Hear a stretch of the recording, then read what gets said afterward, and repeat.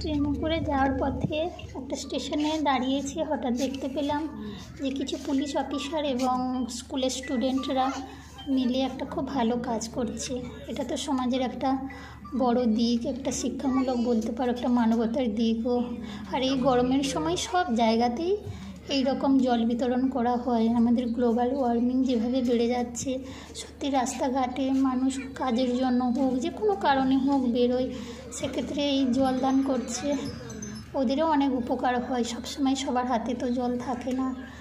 আর এই যে কুঁজো কথাটা আমরা কিন্তু পড়েছিলাম, কুঁজো ঠিক কেমন দেখতেও জানতাম না। এই কালো কালো হাঁড়ি বসে আছে, এগুলো কিন্তু মাটির আর পাহাড়ি এলাকাতেই এগুলো পাওয়া যায়।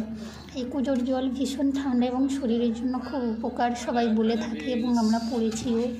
আজকের এই কুঁজো থেকেই জল নিয়ে সবাইকে বিতরণ করছে, সত্যি ভীষণ ভালো লেগেছে। পুলিশ অফিসার নিজে হাতে করে জল নিয়ে গিয়েও অনেকজনকে খাওয়াচ্ছে, এটাও তো ভীষণ ভীষণ ভালো দিক। আর এই হাঁড়িগুলো দেখো, এই হাঁড়িগুলোকে দেখলে ইতিহাসের কথা মনে পড়ে যায়। ইতিহাসে যেরকম পড়েছি আমরা যে মাটি খুঁড়ে অনেক কিছু নিচ থেকে পাওয়া যেত, বেশি এই মাটির জিনিসগুলো। তো কুঁজোগুলোকে কিন্তু সেই রকমই লেগেছে, কারণ এর ব্যবহারগুলো তো আমরা ঠিক জানি না, এগুলো তো পাহাড়ি এলাকাতেই হয়ে থাকে।